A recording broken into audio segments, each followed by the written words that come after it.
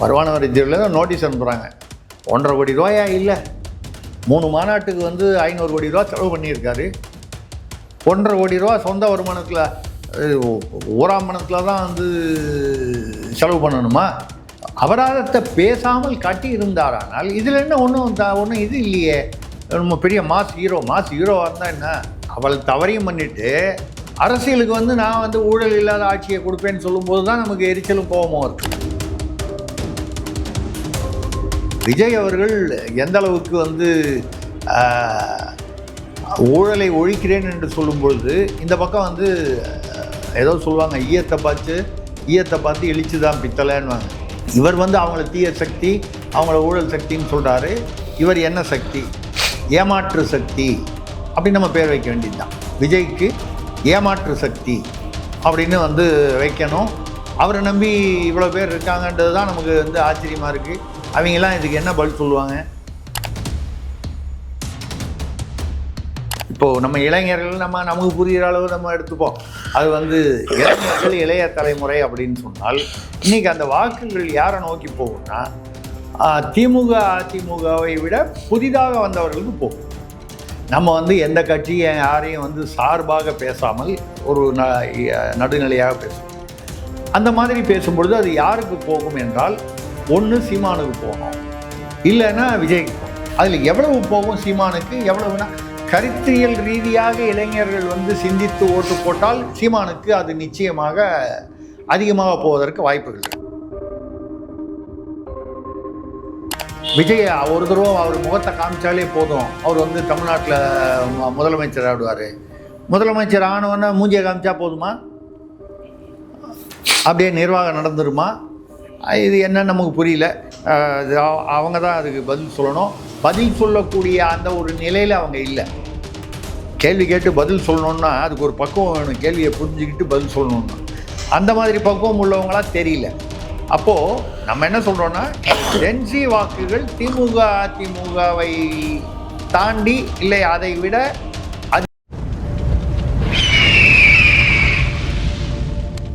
அரசியல் கருத நேயர்களுக்கு வணக்கம். இன்று நம்மோது சிறப்பு விருந்தினர் மூத்த பத்திரிகையாளர் திரிசக்தியார் அவர்கள். வணக்கம் சார். வணக்கம் சரண், சொல்லுங்கள் சார். விஜய் அவர்கள் நடித்த புலிப்படம், அந்த படத்தில் வந்து வருமானத்தை மறைத்ததாக சொல்லி ஒரு இஷ்யூ வந்து கிளம்புச்சு. அதற்கு வந்து 1.5 கோடி அபராதமாக வந்து விதித்திருந்தாங்க.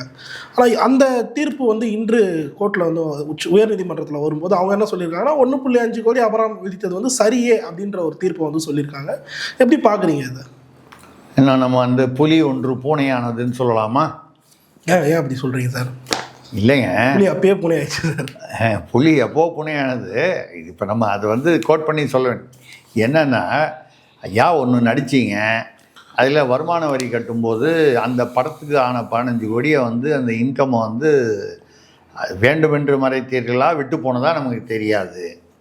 நம்ம வந்து ஆக மொத்தம் அது வந்து அவங்க கண்டுபிடிச்சி வருமான வரித்துறையில் அவன் தான் எல்லாம் வச்சுருக்கான்ல. ஆதார் கார்டு போட்டோன்னு நீங்கள் எந்தெந்த பேங்க்கில் எந்தெந்த அக்கௌண்ட் வச்சுருக்கீங்க என்னென்ன எல்லாம் கம்ப்ளீட்டாக அவன் ஸ்கேன் பண்ணி எடுத்துடுறான். அது மாதிரி எடுக்கும்பொழுது புலி படத்துக்கு வாங்கின 15 கோடி வந்து இந்த இன்கமில் காட்டவே இல்லைன்னு கண்டுபிடிச்சி அதுக்காக அபராதம் வந்து உண்மையிலேயே வந்து விஜய்க்கு வந்து நல்ல காலம் 10% மட்டும் அபராதம் போட்டான். அதாவது 100% வரைக்கும் அபராதமாக போடுறதுக்கு அவங்களுக்கு அதிகாரம் இருக்குது வருமான வரித்துறைக்கு. அப்போ 15 கோடி மறைச்சார்னா 15 கோடி அபராதமாக 15 கோடி அபராதமாக போடுறதுக்கு அதிகாரம் இருக்குது அவங்களுக்கு. போடுறாங்களா இல்லையான்றது அவங்களுடைய டிஸ்கிரிப்ஷன். அவங்க என்ன பார்ப்பாங்க, இது வந்து இதுக்கு முன்னாலேயே இந்த மாதிரி நிறைய மறைச்சிருக்காரா, இந்த மாதிரி பல காரணங்களை வச்சு அதை முடிவு பண்ணுவாங்க. இவர் அங்கே வந்து ஒரு அப்பீல் கமிட்டின்னு ஒன்று இருக்குது. அபராதம் போட்டோன்னா அதுக்கு மேல்முறையீடு, ஒரு ஐடி ஆஃபீஸர் போட்டால் மேல்முறையீடு பண்ணுறதுக்கு ஒரு கமிட்டி வச்சுருப்பாங்க. அது வருமான வரித்துறைக்குள்ளேயே. அந்த கமிட்டிலையும் போய் அந்த கமிட்டியும் ஆமாம் மறைச்சிருக்காரு, மறைக்கப்பட்டு இருக்கிறது, அதனால் வந்து அபராதம் விதிக்கப்பட்டிருக்கு, இதில் ஒன்றும் மேல்முறையீட்டுக்கு ஒன்றும் வேலை இல்லை. எங்கள் உள்ளுக்குள்ளே துறைக்குள்ளே வருமான வரித்துறை அவங்களும் வந்து கட்டுங்க அப்படின்ட்டாங்க. இவர் அதுக்கு எதிராக கோர்ட்டுக்கு போகிறார். மறைச்சது வந்து இப்போ என்ன சொல்லுவார், மிஞ்சி போனால் நான் வந்து கரெக்டாக கொடுத்தேன், என் ஆடிட்டர் தான் வந்து மிஸ் பண்ணிட்டாரு ஆடிட்டர் மிஸ் பண்ணால் கூட நம்மள்தாங்க வந்து பொறுப்பு நம்மள்தாங்க. ஆடிட்டர் வந்து நமக்கு உதவி தான் செய்கிறாரு. ஆடிட்டர் மூலமாக தான் நீங்கள் வருமான வரித்துறை ஃபைல் பண்ணணும்னு சட்டம் எங்கேயுமே சொல்லலை. இப்போ நானே எனக்கு தெரியும்னா நானே ஃபைல் பண்ணலாம். கோர்ட்டில் வந்து வக்கீல் வாதாடுறாரு, ஒருத்தருக்கு கேஸ் ஜெயிக்குது, ஒரு ஆளுக்கு தோற்று போச்சு. 2 பக்கமும் 2 வக்கீல் இருக்காங்க. வக்கீல் தாங்க தோத்துட்டாரு அப்படி நீங்கள் சொல்ல முடியுமா? வக்கீலுக்கு என்னங்க தோத்துட்டார், நீங்கள் ஒன்றும் கவலைப்படாதீங்க, அடுத்த கோர்ட்டுக்கு போகலான்னு சொல்லிட்டு அடுத்த ஃபீஸை பற்றி கவலைப்பட்டு போவார், இல்லை அடுத்த வேற ஒரு கேஸை பற்றி பார்த்துட்டு அவர் தொழில் அது. நம்ம சார்பாக வந்து வக்கீல் வாதாடுறாரு, கேஸ் நம்மளுக்கு தான். அது மாதிரி ஆடிட்டர் ஃபைல் பண்ணாலும் நம்ம தான் அதுக்கு பொறுப்பு. அந்த வகையில் வந்து மறைக்கப்பட்டு இருக்கிறதுனா இந்த வரைக்கும் அவருக்கு வந்து 10% அபராதம் விதித்தது வந்து ஒரு பெரிய சலுகைன்னு சொல்லலாம். வருமான வரித்துறை எதனால் எந்த காரணத்தினாலேயோ 10% நிறுத்திச்சு. அதை பேசாமல் கட்டிட்டு போயிட்டே இருக்க வேண்டியதானே. இது கட்டியிருந்தாருன்னா மேட்ரே வந்து வெளியில் வந்திருக்காது. வருமான வரித்துறையில் தான் நோட்டீஸ் அனுப்புகிறாங்க, 1.5 கோடி ரூபாயா இல்லை, 3 மாநாட்டுக்கு வந்து 500 கோடி ரூபா செலவு பண்ணியிருக்காரு. 1.5 கோடி ரூபா சொந்த வருமானத்தில் ஊராம்பணத்தில் தான் வந்து செலவு பண்ணணுமா? வெளியிலேருந்து எங்கேருந்தோ வர பணம்லாம் சொல்கிறாங்க. இப்போது ஜான் ஆரோக்கியசாமி மூலமாக வெளிநாட்டிலேருந்து வந்த பணம் அப்படின்னு சொல்லி ஒரு பேச்சு தகவல் இருக்குது. அது தகவல் எவ்வளோ தூரம் உண்மைன்றதெல்லாம் அது சிபிஐ விசாரிக்கிட்ட நம்ம விட்டுருவோம். என்ன சொல்கிறேன்னால், அபராதத்தை பேசாமல் கட்டி இருந்தாரானால் இதில் என்ன ஒன்றும் இது இல்லையே. நம்ம பெரிய மாஸ் ஹீரோவாக இருந்தால் என்ன? சஞ்சய் தத் வந்து இந்தியில் வந்து பெரிய நடிகர். சுனில் தத்தோட பையன் சஞ்சய் தத்து, அவங்க குடும்பமே அதை பார்த்தீங்கன்னா அவங்களாம் அந்த ஹாலிவுட்டில் பார்த்தீங்கன்னா பாலிவுட்டில் எல்லாம் அந்த கபூர் குடும்பம் பூரா சினிமாவில் தான் இருக்கும். அது மாதிரி ஒரு குடும்பம் தத்துன்னா அதெல்லாம் அவங்க குடும்பம் பூரா அந்த சினிமாவில் இருக்கும். அது மாதிரி அவர் சஞ்சய் தத்து, அவங்க அப்பா சுனில் தத்து, அவர் வந்து வீட்டில் வந்து இது வச்சுருந்தார், ஆயுதங்கள் வச்சுருந்தார். அந்த ஏதோ ஒரு இஸ்லாமிய தீவிர, ஏன்னா அவர் வந்து ஒய்ஃபோ என்னமோ வந்து இஸ்லாமை சேர்ந்தவங்க, இவர் தத்துனா இவர் இந்து, ஏதோ love marriage, cross marriage, right, அதெல்லாம் வந்து அவங்கவுங்க குடும்ப விஷயம். இதை தாண்டி வந்து தீவிரவாதத்துடன் தொடர்பு உள்ளதாக அவர் வீட்டிலிருந்து ஆயுதங்கள் சட்டவிரோதமாக இருந்தது. இப்போ மாஸ் ஹீரோன்றதுனால அவர் வந்து என்ன வேணா பண்ணலாமா? இல்லையே, தூக்கி உள்ளதானே வச்சாங்க. அந்த உதாரணம் அதுக்காக தான் சொல்கிறேன். அப்போது மாஸ் ஹீரோன்றதுனால வந்து நான் வந்து வருமான வரி ஏமாத்தினா போடுறேன். இவரே தான் வந்து பார்த்தீங்கன்னா அந்த இம்போர்ட்டட் கார் ஒன்று வாங்கினார், செகண்ட் ஹேண்ட் காருன்னு சொல்லி, ரோல்ஸ் ராய்ஸ் காரு. அது வந்து என்ன பண்ணுவாங்கன்னா, புதுசாக வாங்கினா ஒரு டியூட்டி, நிறைய டியூட்டி, அது செகண்ட் ஹேண்டுன்னு சொல்லி அங்கே சும்மா ஒரு செகண்ட் ஹேண்டு மாதிரி வந்து ஒரு இன்வாய்ஸ் ஒன்று ரெடி பண்ணி அங்கேருந்து போலி இன்வாய்ஸ் போட்டு அந்த அலெக்ஸ்னு ஒரு புரோக்கர் நிறைய பேர் மாட்டினாங்க. அதில் நம்ம இப்போ உள்ள துணை முதல்வர் உதயநிதி அவர்கள் கூட அந்த வழக்கில் ஒரு, அது என்ன ஹம்மர் காரா, அது என்ன, ஆமாம், அது வாங்கி அந்த மாதிரி மாட்டினார். கிட்டத்தட்ட ஒரு 10-20 பேர் தொழிலதிபர்கள்லாம் மாட்டினாங்க. ஒரு ஆஸ்பத்திரி வச்சிருக்கிற தொழிலதிபர், ஒரு சிமெண்ட் தொழிலதிபர், நிறைய பேர் மாட்டினாங்க. மம்முட்டி பையன் இப்போ தான் ரீசெண்டாக. ஆமாம், அது மாதிரி நிறையா. இது வந்து சகஜமாக நடக்குது. என்னன்னா கோடியாக வந்து பிளாக்ல சம்பாதிக்கிறாங்க. இந்த வரி கட்டுறதுக்கு என்ன இருக்குது? அது நீ புது வண்டின்னா நல்ல பெருமையாக அந்த புது வண்டிக்கு உள்ள வரியை கட்டிட்டு ஓட்டிகிட்டு போயேன், சந்தோஷமாக ஓட்டிகிட்டு போயேன். அந்த ரூபா கொடுத்தா 10 கோடி ரூபா வண்டி, நான் ரைட்டு, உனக்கு முடியுது, இப்போ ஓட்டிகிட்டு போயேன். அதுலேயே வந்து அந்த வரியில் வந்து கஞ்சத்தனம் பண்ணி திருட்டுத்தனம் பண்ணணும்னு ஏன் நினைக்கிறாங்கன்னு தெரியல. அந்த புத்தி ஏன் வருதுன்னு. இதே மாதிரி இவரும் அதுதானே பண்ணார், விஜயும். இந்த ரோல்ஸ் ராய்ஸ் வாங்கினதில் அந்த வரி கட்ட மாட்டான்னு கோர்ட்டுக்கு போய் வக்கீல் கொடுத்த காசுக்கு அது ஒன்றும் இல்லை, 25-26 லட்சம் தான். வக்கீல்லாம் இப்போ வந்து நீங்கள் பெரிய வக்கீல்லாம் கூப்பிட்டிங்கன்னா ஒரு ஹியரிங்கு 20 லட்ச ரூபா, அவனுக்கு 2 ஹியரிங் 3 ஹியரிங்க்கு நீங்கள் 50 லட்ச ரூபா கொடுத்ததுக்கு 25 லட்ச ரூபா வந்து வரியை கட்டிட்டு போயிடலாமே. நீங்கள் தனுஷா அதே கார் வாங்கியிருந்தார், ஆனால் அவர் கட்டியிருந்தார். நம்ம வந்து எல்லா நடிகர்களுமே தவறுன்னு நம்ம சொல்லலை. தவறு செய்யும் நடிகர்கள் எல்லா இடத்துலையும் இருக்காங்க. நீங்கள் அவள் தவறையும் பண்ணிவிட்டு அரசியலுக்கு வந்து நான் வந்து ஊழல் இல்லாத ஆட்சியை கொடுப்பேன்னு சொல்லும்போது தான் நமக்கு எரிச்சலும் கோபமும் இருக்குது. நீங்கள் சொந்தமாக வந்து வாங்கினதுலேயே வந்து நீங்கள் வருமான வரி கட்டுறதுலேயும் கார் இறக்குமதிக்கு உண்டான முறையான வரியை வந்து சரி, நீங்கள் முதல்ல கட்டும்போது ஏதோ விட்டுட்டீங்க, கட்டலை, ஏதோ தப்பு பண்ணிட்டீங்க, எப்படி வேணால் இருக்கட்டும், கவனக்குறைவு, எனக்கு வந்து புரோக்கர் வந்து அவர் இப்படி சொன்னார்னா நம்பிட்டேன், எல்லாம் வந்து இருக்கலாம். கண்டுபிடிச்சி அபராதம் போட்டால், அபராதமோ இல்லை வந்து வரியை கட்டுங்கன்னு சொன்னால் வரியை கட்டிட்டு போயிட்டா இந்த விஷயம் வெளியே வராது. இவர் வரி கட்டினாருன்ற மேட்டரே வெளியில் வராது. நியாயமான வரியை தானே கட்டியிருக்கீங்க, அதில் ஒன்றும் வருத்தப்படுறதுக்கு ஒன்றும் இல்லையே. அதை வெளியில் கொண்டு வந்து கோர்ட்டுக்கு போய் எனக்கு நான் ஹீரோனா நீ வரி கட்ட வேணாமா? இவ்வளவு இந்த ஆணவம் இருக்குது பார்த்தீங்களா? இந்த ஆணவம் இருக்கிற ஆட்கள் நீங்கள் மக்களுக்காக என்ன செஞ்சிட போகிறீங்க? நான் ஒரு பைசா தொடமாட்டேன், யாரையும் தொடவும் விட மாட்டேன். இது என்ன கதை? யாரை வச்சுட்டு சொல்கிறீங்க? செங்கோட்டையனை வச்சுட்டு சொல்கிறீங்க. இவங்கெல்லாம் ஏற்கனவே சொத்து குவிப்பு வழக்கு, ஊழல் வழக்கில் எந்த கட்சியில் இருந்தாங்களோ அந்த கட்சியில் அவங்க மீது வழக்கு இருந்தது சார். ஆனால் நீங்கள் உற்று நோக்கணும் இதில் ஒரு விஷயம். அவங்க கிட்ட கேட்டிங்கன்னா அது நிரூபிக்கப்பட்டதா, தண்டிக்கப்பட்டாரான்னு கேட்குறாங்க சார். ஏங்க தண்டிக்கப்பட்ட கேஸ்லேயே தடை வாங்கிட்டு உட்காந்துருக்காங்க.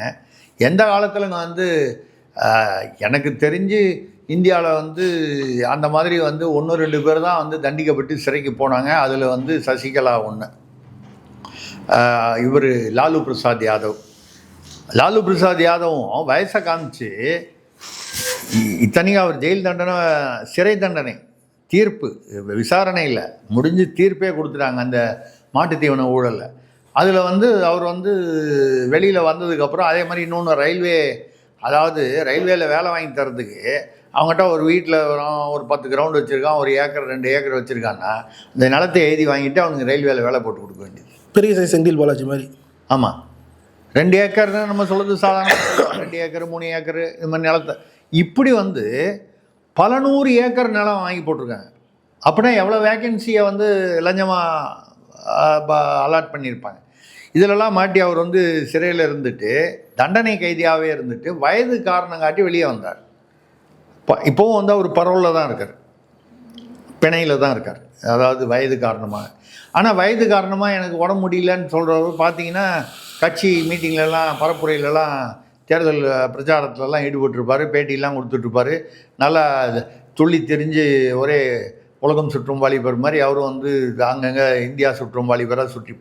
எதுக்காக சொல்கிறேன்னா அரசியல்வாதிகள் இந்த மாதிரி தண்டனை பெற்றாரா? அதை இப்போ நேரு தண்டனை, இவர் பொன்முடி தண்டனை பெற்றார், தடை வாங்கிட்டார். இப்போ குற்றவாளின்னு ப்ரூவ் ஆகிடுச்சு இல்லை. இதுக்கப்புறம் மேல்முறையீடுங்கிறது வேறு விஷயம். அந்த மாதிரி வரிசையாக நம்ம செந்தில் பாலாஜி எடுத்துங்க, இன்னும் எத்தனையோ கேஸ் இருக்குது. அந்த மாதிரி 13 பேரில் வழக்கு இருக்குது. இப்போ இன்றைக்கி உள்ள திமுக அமைச்சர்கள். ஆமாம், அதிமுக சைட்லேயும் அமைச்சர்கள் பேரில், முன்னாள் அமைச்சர்கள் பேரில் வழக்குகள் இருக்குது. வேலுமணி பேரில் கூட ஒரு வழக்கு இருந்து சமீபத்தில் கோர்ட் நீங்கள் யாரை கேட்குது? இன்றைக்கி உள்ள திமுகவுடைய அட்வொகேட் ஜெனரலை கேட்குது. நீங்கள் என்ன ப்ரொடெக்ட் பண்ணுறீங்களா அதிகாரிகளை? எந்த அதிகாரிகள்? விஜிலன்ஸ், டிவிஎஸ்சின்னு சொல்லுவோம்ல, director of vigilance and anti corruption, அரசு, மாநில அரசுடையது. அந்த அதிகாரிகளை யாரையும் நீங்கள் பாதுகாக்கிறதுக்காக இந்த கேஸை தாமதப்படுத்துகிறீங்களா? அப்போது கோர்ட்டில் ஏதோ அங்கங்கே சில பேர் நீதிபதிகள் நீதிபதிகளாக இருக்கிறார்கள் என்பது உண்மையாக இருக்கலாம். ஆனால் சுத்தமாக நீதித்துறையே அப்படி இருக்குது நம்ம சொல்கிறது நியாயம் இல்லை. நியாயமாக கேட்குற நீதிபதிகள் இன்னும் நிறைய பேர் இருக்காங்க. அவங்க கேட்க வேண்டிய கேள்விகளை சரியான நேரத்தில் சரியான முறையில் கேட்குறாங்க. அவங்க என்ன கேட்குறாங்க? ஏங்க அவர் நீங்கள் காப்பாற்ற நினைக்கிறீங்களா அப்படிங்கிற அர்த்தத்தில் கேட்குறாங்க. அப்போ என்ன அர்த்தம் வருது? வெளியில் பேசும்போது எல்லாம் அடிச்சுக்கிறாங்க, ஒருத்தர் திட்டிக்கிறாங்க, எல்லாம் பண்ணுறாங்க. ஆனால் ஒருத்தர் உள்ளுக்குள்ளே வரும்போது நீ என்ன காப்பாற்றணும், நான் ஒன்றா காப்பாற்றணுன்னா, அப்போது கட்சிகள்லாம் எதிர்கட்சி ஆளுங்கட்சின்னு பேசுகிறாங்களே தவிர வேணுங்கும்போது அவங்களுக்குள்ளே இந்த அண்டர் கரண்ட்டுன்னு சொல்லுவாங்க, சுரங்கப்பாதை டீலிங் பண்ணி ஒருத்தருக்கு ஒருத்தர் காப்பாற்றி அப்போ என்ன பண்ணுறாங்க? யாரை ஏமாத்துறாங்க? ஒரு பக்கம் நீதிமன்றத்தையாவது ஒரு துறை மக்களை ஏமாற்றுகிறார்கள். இதை தான் நம்ம சொல்கிறோம். அதான் புலி ஒன்று பூனை யானை. இப்போ இன்றைக்கி தீர்ப்பு ஆமாம் அபராதம்னு. இப்போ நீங்கள் வேணால் பாருங்கள், இதுக்கு மேலே இது ஒரு தனி நீதிபதி தீர்ப்பு. இது அந்த தனி நீதிபதி தீர்ப்புக்கு மேலே அடுத்தது ஒரு பெஞ்சுக்கு போகலாம், அமர்வுக்கு போகலாம், அதுக்கு மேலே உச்ச நீதிமன்றத்துக்கு போகலாம். அது வரைக்கும் போவார். ஏன்னா இப்போ அவருக்கு அபராதம் கட்டினா அசிங்கம், அவமானம். கடைசியில் பார்த்தீங்கன்னா இவர் வக்கீலுக்காக இந்த கேஸுக்காக செலவு பண்ணுறது பார்த்தீங்கன்னா இந்த 1.5 கோடிக்கு மேலேயே ஒரு 3-4 கோடி ரூபா செலவு பண்ணுவார். ஏன் அந்த 3-4 கோடி ரூபா செலவு பண்ணுறதுக்கு தயார்னு கேட்டிங்கன்னா, இவங்க வந்து இப்போ 200 கோடி ரூபா 225 கோடி ரூபா ஜனநாயகனுக்கு வாங்கினாருன்னு சொல்கிறாங்க. தெரியல, வாங்கினாருன்னா அவ்வளவும் வந்து ஒயிட்லியாக வாங்கியிருப்பார். எல்லாம் கலந்து தான் வாங்குவாங்க. ஒரு அமௌண்ட்டை மட்டும் ஒயிட்டில் போட்டு காமிச்சிட்டு மிச்சத்தை வந்து ஏதோ ஒரு கணக்கில் வாங்குவாங்க. அது அப்புறம் ரைட்ஸ் வந்து சொந்தக்காரங்க பேரில் பினாமி பேரில் வாங்கிப்பாங்க. ஒரு டிஸ்ட்ரிபியூஷன் ரைட்ஸு, அங்கே வர வருமானம், இப்படி இந்த வருமானம்லாம் இவங்க கணக்கில் காமிக்க மாட்டாங்க. அந்த ரூபா இருக்குல்ல, கட்டி தொலைய வேண்டியது தானே. இனி வேணால் பாருங்கள், அடுத்தது அமர்வுக்கு போவார், அதுக்கப்புறம் உச்சநீதிமன்றம் வரைக்கும் போவார். ஏன்னா அதுக்குள்ளே தேர்தல் தாண்டிடும்ல. இந்த தேர்தல் சமயத்தில் இப்போ வந்து நம்ம எவ்வளோ பெரிய அவமானம், நம்ம கட்ட வேண்டிய வரியை வந்து இது என்ன நமக்கு வருத்தமாக இருக்குதுன்னா, நம்ம தான் வந்து நம்ம தலைமுறையில் பார்க்குறோம். வீரபாண்டிய கட்டபொம்மன் ஒரு உதாரணமாக சொல்கிறேன். வெள்ளக்காரன் வந்து பாளையத்துக்கார மன்னர்களை வந்து பாளையத்துக்கார குறுநில மன்னர்களெல்லாம் வந்து நீங்கள் எனக்கு இது கட்டணும், கப்பம் கட்டணும் அப்படின்னு சொல்லும்போது வீரபாண்டிய கட்டபொம்மன் வந்து கட்ட மாட்டேன்னாரு. அவர் மட்டும் இல்லை, அந்த மாதிரி நிறைய பேருக்கு மருது சகோதரர்கள் இவங்களாம் கட்ட மாட்டேன்னு சொன்னவங்க நிறைய பேர் இருக்காங்க. எதிர்த்து போராடினாங்க. அதனால் அவங்க வந்து தூக்கிலிடப்பட்டாங்க. வீரபாண்டிய கட்டபொம்மன் ஒரு மருது சகோதரர்கள் பார்த்தீங்கன்னா அவர் மட்டும் இல்லாமல் அவர் ஊரில் சேர்ந்த நிறைய பேரை தூக்கில் போட்டாங்க, அவங்களுக்கு கப்பம் கட்டலைன்னு. எவனோத்த வெளியிலேருந்து வந்து நம்மளை ஆட்சி பண்ணி நீ எனக்கு வரி கட்டணும்னு சொல்கிறான். அதுக்கு முன்னால் முகலாயர் வந்து ஜசியா வரி, யாரெல்லாம் வந்து முகலாய மதத்துக்கு கன்வெர்ட் ஆகாமல் இருக்கானோ அவெல்லாம் வந்து வரி கட்டணும்னு சொல்லி இதெல்லாம் நடந்தது போக, நம்ம சுதந்திரமான ஒரு ஆட்சி, இந்தியா சுதந்திரம் பெற்றதுன்னும் போது நீ கட்ட வேண்டிய வரியை கட்ட வேண்டியதானே, கட்ட மாட்டேன்னு சொல்லி தகராறு பண்ணுறது. அப்போ நினச்சி பார்த்தோம்னா வீரபாண்டிய கட்டபொம்மன், மருது சகோதரர்கள் போன்ற எத்தனையோ பேர் அந்த மாதிரியெல்லாம் வந்து வெள்ளையனையும் வெளியே அந்நியனையும் எதிர்த்து போராடினவங்க. நான் எதுக்கு உனக்கு வரி கட்டணும்? ஏதாவது வீரபாண்டிய கட்டபொம்மன் படம் பார்த்தீங்கன்னா மஞ்சள் அரைத்தாயான்னு வசனம். நீ எதுக்கே, உனக்கு எதுக்கே நான் கட்டணும்? நான் கஷ்டப்பட்டு நான் சம்பாதிச்சு என் மக்கள் சம்பாதிச்சுக்கிறாங்க, உனக்கு எதுக்கு கட்டணும்? இது அப்படி இல்லை. நீ கார் வாங்கின, நீ வந்து வருமானம் படத்தில் நடிச்சிருக்க, அந்த வருமானத்தை மறைக்கப்பட்டிருக்கிறது தெரிந்தோ தெரியாமலோ அபராதம் போட்டிருக்காங்க. அந்த வகையில் நீ வந்து, அதாவது நம்ம கேட்கறதெல்லாம், நீ நடிகர்னு இருந்தேன்னா இது வந்து ஒரு தனிப்பட்ட ஒரு விஷயம், அவர் கோர்ட்டில் போட்டிருக்காரு, ஏதோ ஒரு அபராதம் கட்டுறாரு, கட்டலைன்றது போயிருக்கும். அரசியலுக்கு வந்துட்டு நான் ஊழலே செய்ய மாட்டேன், யாரையும் ஊழல் செய்ய விட மாட்டேன், இது தீய சக்தி, அது ஊழல் சக்தி, நாங்கள் தான் வந்து அதாவது டப்பா இன்ஜின், இது ஓட்ட இன்ஜின், நான் தான் டாப் இன்ஜின். டாப் இன்ஜினுக்கு பாட்டமே சரியில்லையே, டயரே இல்லையே. நான் பாட்டமே சரியில்லையேன்னு சொல்கிறது வந்து பில்டிங் வந்து பேஸ்மெண்ட்டுக்கு வந்து பேஸ்மெண்ட்டே இல்லாமல் நீங்கள் பில்டிங் கட்டுறீங்களே. வெளியில் பார்க்கும்போது நாங்கள் பிரமாதமாக வந்து அலங்காரம் சீரியல் லைட்லாம் பிரமாதமாக தான் இருக்குது. பூமி கீழே பேஸ்மெண்ட்டு போகிறது கரெக்டாக இருந்தாலும் பில்டிங் நிற்கும். நீங்கள் பர்சனலாக உங்களுக்கு வந்த வருமானத்துக்கான வரியை கட்டுறதுக்கே நீங்கள் இவ்வளவு வந்து, அதாவது நான் வக்கீலுக்கு செலவு பண்ணாலும் பண்ணுவேன், ஆனால் வரி கட்ட மாட்டேன்னு சொன்னால் மக்களுக்காக நீங்கள் என்ன செஞ்சிருவீங்க? ரெண்டாவது ரோல் மாடல் என்ன சொல்கிறீங்க? எம்ஜிஆர், ஜெயலலிதா, கருணாநிதி. இந்த பக்கம் தீய சக்தின்னு சொல்லிட்டு அப்புறம் கருணாநிதியை ரோல் மாடல்ன்றீங்க. இந்த பக்கம் ஊழல் சக்தின்னு சொல்லிவிட்டு அப்புறம் எம்ஜிஆர், ஜெயலலிதாவை வந்து இதுன்னு சொல்கிறீங்க.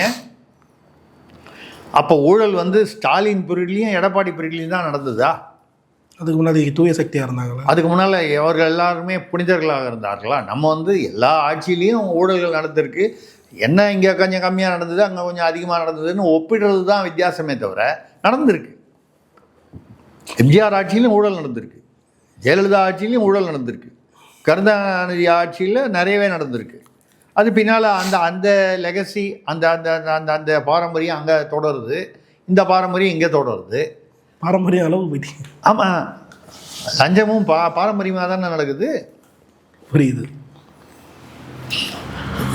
அதனால தான் உங்களை சொல்கிறேன், நீங்கள் சொந்த ஊருக்கு ஏதோ பாவம் மாதத்துக்கு ஒரு தடவையோ வாரத்துக்கு ஒரு தடவையோ போய்ட்டு வரீங்கன்னு நினைக்கிறேன், திருக்கழுக்குன்றத்துக்கு. இப்போலேருந்தே நீங்கள் டிக்கெட் வாங்காமல் வரத்துக்கு வந்து பழகுங்க. அப்போ தான் பிற்காலத்தில் நீங்கள் வந்து முதலமைச்சர் ஆகலாம் தமிழ்நாட்டில். ட்ரை பண்ணுறேன் சார் நெக்ஸ்ட். ஆமாம், டிக்கெட் வாங்காமல் வர்றவங்க தான் தமிழ்நாட்டில் வந்து பெரிய லட்சக்கணக்கான கோடிகள் சம்பாதிக்க முடியுது, முதல்வராக வர முடியுது எத்தனையோ முறை. அப்படி ஒரு நம்ம இதுதான் நீங்கள் கேட்டிங்களே பாரம்பரியம் என்னன்னு கேட்டிங்களே, பாரம்பரியம்னு சொல்லிட்டீங்களே, இதுதான் பாரம்பரியம். அதுக்கு வேறு நமக்கு வந்து ஒரு பேர் வேறு, திராவிட மாடல்னு வேறு ஒரு பேர் வேறு. சரி, என்னென்னா இது வந்து அந்த புலி இது வந்து அவர் வந்து வெட்கப்படணும். இப்படி ஒரு சூழ்நிலை வந்ததுக்கு வெட்கப்படணும். இதை இந்த அளவுக்கு விட்டுறக்கூடாது. இப்போ தானே ஹைகோர்ட்டுக்கு கேஸ் போட்டது, கட்டி விட்டுட்டு போயிருக்க வேண்டியதானே.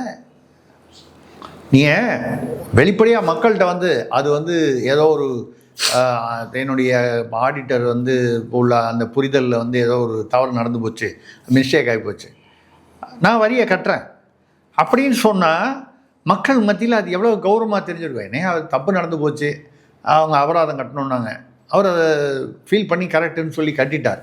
இது எவ்வளோ என்னையா 1.5 கோடி தானே அவருக்கு. அவருக்கு 200 கோடி 200 சமீப காலத்தில் அவர் 100, 150, 200 தான் வாங்கிட்டு இருக்கார் ஒரு படத்துக்கு. அதாவது இதுலேருந்து பார்த்தீங்கன்னா கில்லிலேருந்து பார்த்தீங்கன்னா எல்லாமே 70 கோடி 80 கோடி 50 அப்படியே இன்க்ரீஸ் ஆகிட்டு தான் வருது. 1.5 கோடி ரூபான்றது எவ்வளோ பெரிய பணம், கட்டிட்டு போக வேண்டியதானே. புலி படத்தில் நடிச்சிருக்கீங்க, வாங்கியிருக்கீங்க, அதுக்கு தானே வரி கட்டணும். அவன் அந்த டிடிஎஸ் மட்டும் அந்த 10% மட்டும் கட்ட சொல்கிறான். உங்களுக்கு பிடிச்ச புண்ணிய நல்ல காலம் 100% போட்டிருந்தான்னா 15 கோடி வரி கட்டியிருக்கணும். 1.5 கோடியே கட்ட மாட்டேன்றவர் இந்த 15 கோடி போட்டால் கூட நீங்கள் வந்து என்ன சொல்லலாம், கோர்ட்டில் கேஸ் போட்டு ஐயா உங்களுக்கு டிஸ்கிரிப்ஷனில் வந்து நீங்கள் 10% வரைக்கும் அதை குறைச்சி போடலாம். அது கூட நீங்கள் எப்படி கேட்கலாம், கொஞ்சம் ரிக்வஸ்ட்டாக பார்த்து கொஞ்சம் குறைச்சி போடுங்க, அது ஏதோ விட்டு போச்சுங்க, கவனக்குறைவுனால விட்டு போச்சு அப்படி சொல்லி கேட்குறத விட்டுட்டு, இல்லைக்கா கண்ணியமாக கட்டிட்டு போகிறத விட்டுட்டு இப்படி பண்ணுறீங்கன்னா, அப்போ நீங்கள் மக்கள் அது மக்கள் பணம் இல்லை, அது யாருடைய பணமோன்னு சொல்லாதீங்க. இப்போ நீங்கள் வரி கட்டினா எங்கே போகுது, அரசாங்கத்துக்கு தானே போகுது. அப்போ அது மக்கள் பணம் தானே. அரசாங்கன்றது மக்கள் பணம் இல்லாமல் அரசாங்கம் எங்கேருந்து வருது? எல்லா வரியும் நிறுத்திட்டா அரசாங்கம் வந்து முதல்வர்லேருந்து அதிகாரிகள் வரைக்கும் யாருக்கும் சம்பளமே கொடுக்க முடியாது. இப்படி ஒரு அதாவது விஜய் அவர்கள் எந்த அளவுக்கு வந்து ஊழலை ஒழிக்கிறேன் என்று சொல்லும் பொழுது, இந்த பக்கம் வந்து ஏதோ சொல்லுவாங்க, ஈயத்தை பார்த்து இழிச்சு தான் பித்தளைன்னுவாங்க. இவர் வந்து அவங்கள தீய சக்தி, அவங்கள ஊழல் சக்தின்னு சொல்கிறாரு. இவர் என்ன சக்தி, ஏமாற்று சக்தி அப்படின்னு நம்ம பேர் வைக்க வேண்டியது தான். விஜய்க்கு ஏமாற்று சக்தி அப்படின்னு வந்து வைக்கணும். அவரை நம்பி இவ்வளோ பேர் இருக்காங்கன்றது தான் நமக்கு வந்து ஆச்சரியமாக இருக்குது. அவங்கெல்லாம் இதுக்கு என்ன பதில் சொல்லுவாங்க? எங்கள் தலைவர்கள்லாம் யாருக்கும் வரி கட்ட மாட்டார், அது என்ன வீரபாண்டிய கட்ட போமானா. இப்போ ஆட்சி பண்ணுறது வந்து திமுகவாக இருக்கட்டும் அதிமுகவாக இருக்கட்டும், இது நம்ம சுதந்திர நாட்டில் ஒரு மாநிலம் தேர்ந்தெடுக்கப்பட்ட அரசு. அந்த அரசு வந்து ஊழலாக இருக்கா இல்லையா அது வேறு விஷயம். நம்ம கட்ட வேண்டிய வரியை கட்டணும். ஏங்க இப்போ ஊழல் ஆட்சி நடக்குது அப்படின்னு நம்ம விமர்சனம் பண்ணுறோன்னா, கட்ட வேண்டிய வரியை நான் கட்டாமல் இருக்க முடியுமா? அதுவும் ஊழல் தானே. அது ஒரு தனிப்பட்ட முறையில் அது வந்து ஊழல் மோசடி தானே. அது நம்ம கட்ட வேண்டியதை நம்ம கட்டணும். நீ முதல்ல நீ செய்ய வேண்டியதை கரெக்டாக செஞ்சால் தானே உனக்கு மற்றவனை கேள்வி கேட்கறதுக்கு உரிமை வரும். அப்போது விஜய் வந்து இதுதான் வந்து பண்ணிக்கிட்டு இருக்காரு. இன்றைக்கி அவருக்கு வந்து என்ன புரிஞ்சுக்கணுன்னா, அவருக்கு கரூர்லேயும் அப்படி நடந்து போச்சு. ஜனநாயகன் இப்போ எப்போ வரும்னே தேர்தல் வரைக்கும் வர மாதிரி வாய்ப்பே தெரியல. இப்போ இந்த புலியிலையும் அடிபட்டு போச்சு. எல்லா பக்கமும் வந்து அவங்களுக்கு வந்து அந்த உச்சநீதிமன்றத்தில் அந்த வழக்கு வந்து தள்ளி போயிருக்குன்னு நினைக்கிறேன். ஆக அவருக்கு யாரோ வந்து ஜோசியம் சொன்னாங்களாம், வீன்னு ஆரம்பிக்கிற இடத்துல வந்து அவர் நின்னாக்கா அவர் ஜெயிப்பாருன்னு. விக்கிரவாண்டி விழுப்புரம் கிட்டத்தட்ட ஒரு 3-4 மாதம் முன்னாலேயே வந்து வேறு ஒரு நிகழ்வில் வந்து இதை பேசியிருக்கேன் சேனலில். அப்படின்னா சென்னையில் வந்து வெள்ளிவாக்கம், விருகம்பாக்கம், வேளச்சேரி 3 இருக்குது. அந்த பக்கம் வந்து விருதாச்சலம், விக்கிரவாண்டி, அப்புறம் விளவங்கோடு நாகர்கோவில் பக்கத்தில் இந்த 3 இருக்குது. இந்த 6ல் ஏதோ ஒன்று நிற்கணும்னு சொல்லி ஜோசியம் சொல்லியிருக்காங்க. எனக்கு பெரிய ஆச்சரியம் என்னென்னா, நான் 4 மாதம் 3 மாதம் முன்னால் வேறு ஒரு நிகழ்வில் பேசினது. போன வாரம் பார்த்திங்கன்னா டைம்ஸ் நவ் நிகழ்ச்சியில் அவன் அது டைம்ஸ் நவ் ஏதோ ஒரு ஆங்கில சேனலில் இதை ஒரு வீணு ஆரம்பிக்கிற இடத்துல ஜோசியர் சொன்னார்னு நிற்க போகிறாரு. அநேகமாக அந்த சென்னையில் உள்ள 3 வீணு ஆரம்பிக்கக்கூடிய தொகுதி, அதான் வில்லிவாக்கம், விருகம்பாக்கம், இதில் ஏதாவது நிற்பார் அப்படின்னு சொல்கிறாங்க. நிற்கலாம். வில்லிவாக்கத்தில் ஒரு கால் நிற்கிறதுக்கு வாய்ப்பு இருக்குதுன்னு நான் நினைக்கிறேன். எனக்கு இன்னொரு செய்தி வருது என்னென்னா, வில்லிவாக்கத்துலேயும் விளவங்கோட்லேயும் 2 இடத்துலையும் நிற்க போகிறாரு. நம்ம சட்டம் 2 இடம் தானே, 2 இடத்துல இல்லைங்க 234 நிற்பார். விஜய் பர்சனலாக அவங்க பொதுச் செயலாளர் வந்து 4 இடத்துல நிற்க போகிறாரு அப்படின்னு. ஏங்க அவர் பொதுச் செயலாளர் பேசுகிறத கேட்டுட்டு போனால் தேர்தல் ஆணையம்னு ஒன்று இருக்குங்க. அதுக்குள்ள என்ன விதியாக அதுதானுங்க. புஷி ஆனந்த் வந்து தேர்தல் ஆணையரா? அவர் வாயில் வந்து சொல்லிவிட்டு அவர் போயிடுவார். தேர்தல் ஆணையத்தில் போய் அப்ளிகேஷன் கொடுக்கும்போது தான் நாங்கள் அங்கே தானே காரி துப்புவான். ஏன் இது தெரியாமையா நீ வந்து ஒரு அரசியல் கட்சி நடத்துகிறேன்னு புஷி ஆனந்தை கேட்க மாட்டான். விஜய்க்கு தானே அந்த கெட்ட பேர் வரும்.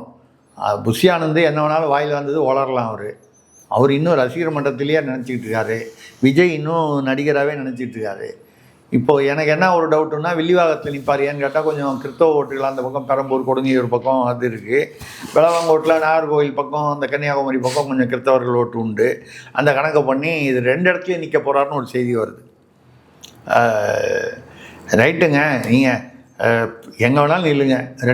இது முதல்ல இந்த 2 இடத்துல நிற்கிறதே வந்து நான் வந்து கருத்து ரீதியாக நான் வந்து எதிர்ப்பேன். ஒரு வாக்காளன் வந்து 2 இடத்துல ஓட்டு போடக்கூடாது. ஆனால் வந்து எம்எல்ஏக்கோ எம்பிக்கோ நிற்கிறவங்க இதில் நான் வந்து கட்சி ஒன்றும் சார்பாக சொல்லலை, எந்த சார்பாகவும் சொல்லலை. மோடி அவர்கள் கூட வாரணாசிலேயும் அகமதாபாத்தில் நின்றும்போது நான் விமர்சனம் தான் பண்ணேன். ஏதோ ஒரு இடத்துல நில்லுங்க. இப்போ ஒரு இடத்துல 2 ஜெயிச்சிட்டிங்கன்னா 1 ரிசைன் பண்ணுறீங்கள.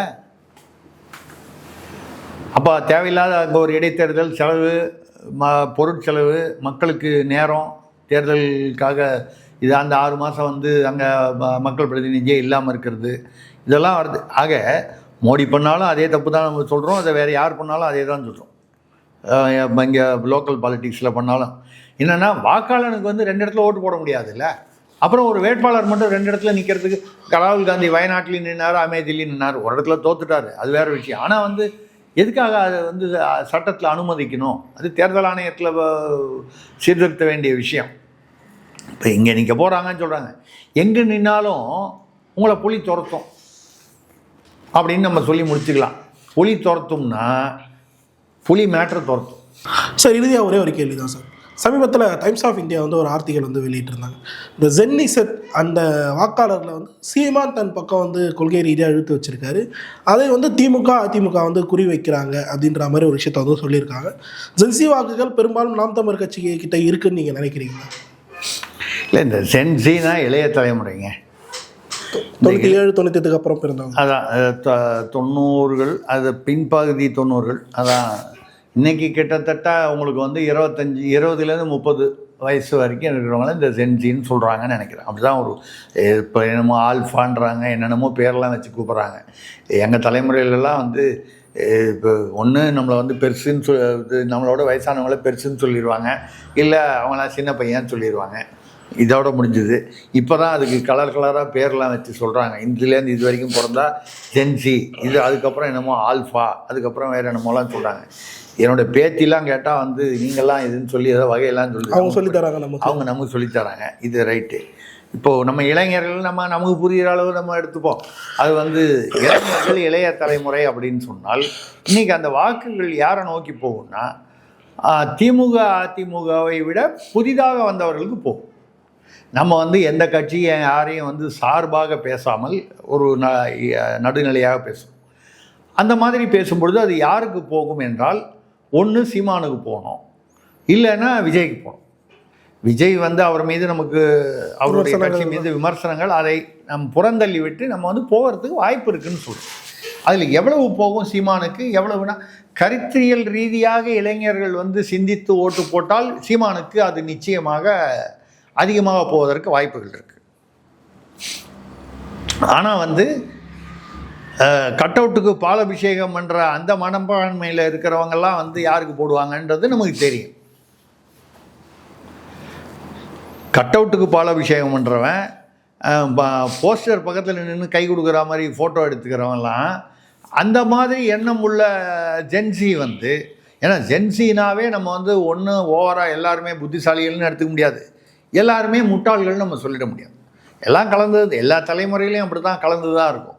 அந்த மாதிரி உண்மையில் சொல்கிறதுனா, ஜென்சியில் இருக்கிற கருத்தியல் ரீதியாக வந்து புத்தி தெளிந்தவர்கள்லாம் வந்து சீமானுக்கு ஓட்டு போடுவதற்கான வாய்ப்புகள் இருக்குது. நான் சொல்கிறது மாற்றம்ங்கிற பேரில் இல்லை, வந்து ஒரு வெறி பிடிச்சி இவர் தான் நாங்கள் 267 சீட்டு நாங்கள் ஜெயிப்போம் தமிழ்நாட்டில் சொல்கிறீங்க.